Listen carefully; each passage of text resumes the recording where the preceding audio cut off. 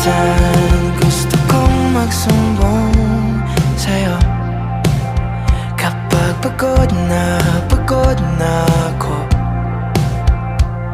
Tama pa bang init na yakap mo ang hinahanap ko? Minsan gusto ko tumawag sa'yo para lang marinig ko ang boses mo.